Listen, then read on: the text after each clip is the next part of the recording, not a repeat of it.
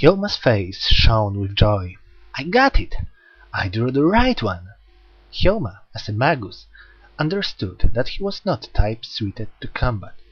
The magecraft his house had passed on generation after generation was specialized in unspectacular powers, such as suggestions and concealment, and then they end up being ridiculed as rats. However, a rat can kill in a rat-like way, and Hyouma was proud of his tactics. On the way, he fought fierce like a severe rat, cunning and tenacious. In order for him to win the Holy Grail War, servants which fought with a great fanfare, like so-called primary classes such as Saber or Lancer, or the powerful but uncontrollable Berserker, must be avoided.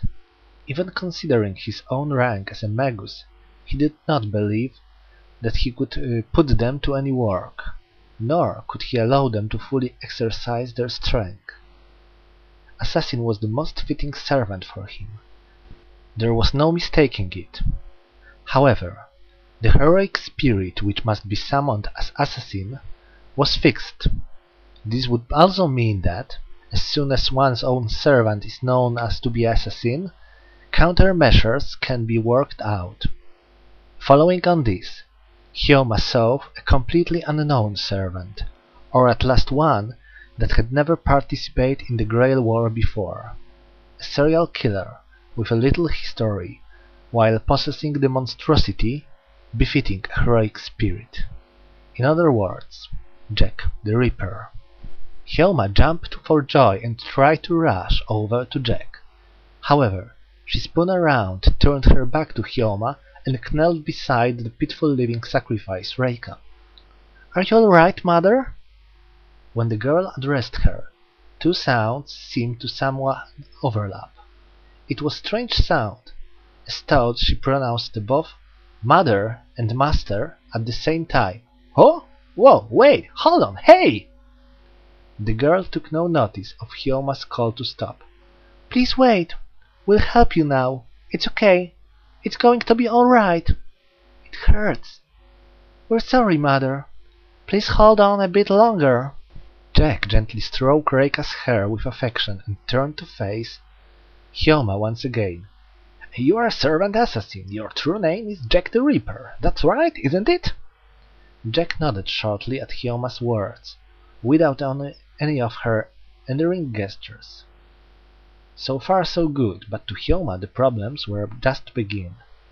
"So you are my servant, aren't you?"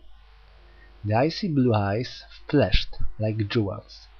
Peered by those lovely, pure and inhuman eyes, Hyouma could not help but become afraid.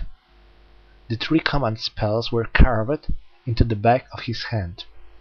He felt as though, if he hadn't had those, he would have lost sight of himself as a magus. The one who summoned her was the magus called Sagara Hyouma. This was how it should be, but somehow he could not help but feel as though he was standing in enemy territory. Jack, without answering Hyouma's question, picked up her symbol, the strangely shaped knife that was lying on the floor. This simple act accelerated Hyouma's heartbeat. "Answer me, assassin! Whose servant are you?" Jack, without assessing Hyouma's question, picked up her symbol, the strangely shaped knife that was lying on the floor. This simple act accelerated Hyouma's heartbeat. "Answer me, assassin! Whose servant are you?" "It's inconvenient being a magus, isn't it?" Jack suddenly murmured.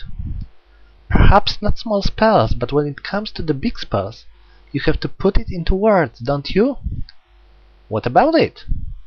"Even worse, if you have to execute a command spell, you can't just wish for it. After all, the wish won't be granted unless you put it into proper words." In an instant, his survival instinct gave him a strong alert. This servant was dangerous. This servant regarded him as an adverse enemy which needed to be eliminated. "I call you upon my command spell!" He felt as something blazing hot was stuffed into his mouth. When he ignored it and tried to order her to commit suicide, he noticed. He his jaw was gone. The words he wanted to cry did not come out. The only speech he could manage was a ridiculous breathing sound. "And you don't need it, either." His wrist received a shock. In violent pain, with his blood discharging as though from the bottomless bucket, Hyouma fell into the panic once. Even so, he could not speak.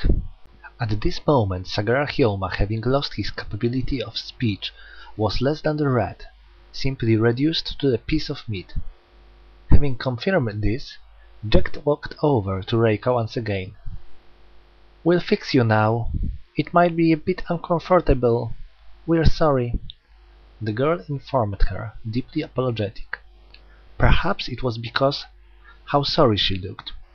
Perhaps it was because how her expression was filled with so much concern for her. "It's all right," Reika murmured, and lost consciousness. When she awoke again, the nauseous agony had disappeared from her. But there was a wrongousness in her entire body that she could not shake off. The bindings at her feet had been undone. Reika stood up, looked at her right arm, and frowned. The wound on her right hand had been stitched up, but by methods which were somewhat too crude. A black thread crept out haphazardly like an earthworm, and it was dubious whether the wound had really been closed. But the blood stopped, and she was no longer in pain. "Well, I guess it's fine as long as it doesn't hurt." "Yes, no hurting is good." The voice came from the right beside her. Turning around, she found the girl from before watching her steadily, with an expression of the childish innocence. Reika faced the girl again and talked to her. "You were the one who saved me, right?" "Yes, that's right, we did." "We?" "Yes, we are one, and one is all." "I'm sorry, I don't really understand. What's your name again?" "Jack the Ripper." "Jack is fine." "Or Assassin." Those don't look like a girl's name." Seeing the crestfallen Jack, Reika hurriedly continued. "But Jack has a pretty ring to it. Can I call you Jack?" "Yes." "Now, I'd like to know exactly what happened. Can you explain it to me, Jack?" "We can, but it's dangerous here, so let's move somewhere else." "Yes, I understand. Oh, but what should we do about Hyouma?" Reika tilted her head to one side, looking at the thing that used to be a person, which was taking ghastly wheezing breaths. There was no blood flowing from his lost jaw or his wrist. Like Reika's right hand, they had been sewn up with some kind of chaotic surgical method. "Let's bring him with us. He might become necessary later." Jack lifted Hyouma up with much effort. "Please bring us to your house, Mother. We will follow." "Oh, okay, but—" Reika glanced at Hyouma as Jack carried him. For a start, anyone who saw a person with the right hand and lower jaw cut off would report it. Perhaps detecting her unease, Jack shook her head quickly from side to side. "It's okay. It's okay." "It's okay?" "Yep. No one will know. No one will know." In the end, as Jack said, no fault could be found with the appearance of the girl. Reika, walking head by herself, would sometimes turn around to look, but she could not locate Jack. And yet, when she called out, "Jack!" she was answered by, "What is it?" It was mysterious, but with so many incomprehensible things happening recently, she could not be bothered to point this out, and walked back to her own apartment at leisure. She led Jack to the kitchen and made some tea. "Thank you, Mother." As always, it was a strange method of address, as though overlapping the words master and mother. Where should we start? How about from the beginning? "Okay, we will explain as much as we can."